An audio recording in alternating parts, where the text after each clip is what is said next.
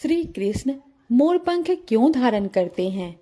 एक बार की बात है, माता सीता जंगल में पानी की तलाश में भटक रही थी।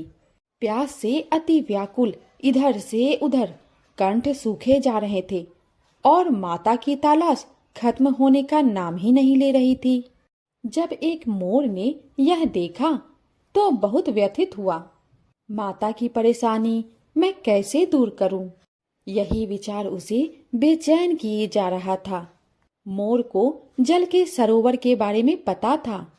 अचानक ख्याल करता है कि यदि मैं नाचूं तो शायद माता का ध्यान थोड़ी देर के लिए ही सही पर पानी से हटा पाऊंगा। मोर ने पंख फैलाए और नाचने लगा। सीता माता ने देखा और कहा, अद्भुत, बहुत सुंदर। माता नृत्य देख भाव विभोर हो गई। प्यास भूलकर नृत्य में खो गई। मोर बहुत खुश था। मर्यादा पुरुषोत्तम की अर्धांगिनी जगत माता सीता मेरे नृत्य से प्रसन्न हुई और कुछ देर के लिए प्यास की तरफ को भूलकर मुस्कुरा उठी।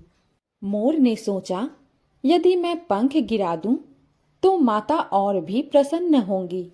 मोर ने एक पंख गिराया। माता सीता ने कौतूहलवश पंख उठाया। वाह, सुंदर, अति सुंदर। मोर सरोवर की ओर चलता रहा और पंख गिराता रहा। माता सीता भी पंख उठाती रही और प्यास को भूल इस खेल में मशगूल हो गई। मोर अपनी किस्मत पर नाच कर रहा था कि मैं माँ सीता के कुछ काम आया। अहो भाग्य मेरे, माँ सीता ने अपने हाथों में मेरे पंख उठाए हैं।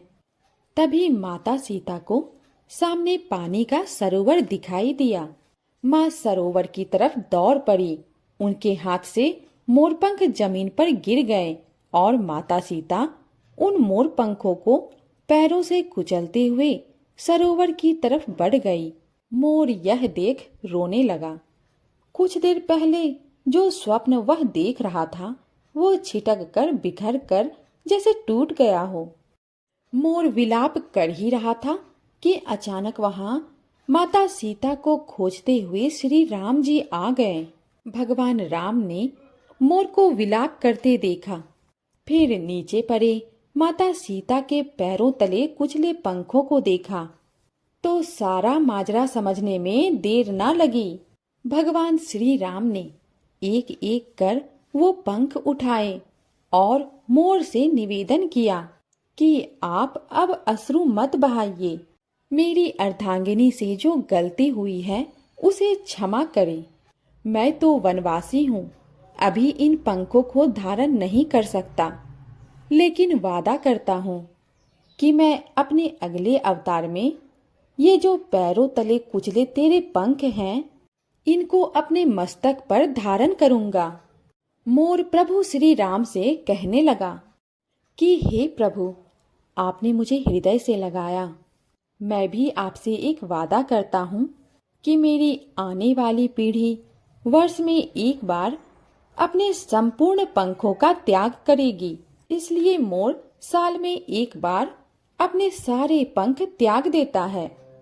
श्री राम जी ने अपने अगले अवतार में जब वो श्री कृष्ण बनकर धरती पर आए तो मोर से किया वादा निभाया और मोर पंख को अपने सिर पर धारण किया। यही वो राज है जिसकी वजह से श्री कृष्ण ने मोर पंख को अपने सर पर धारण किया हुआ है। तो फिर मिलूंगी नेक्स्ट कहानी में। तब तक के लिए बाय।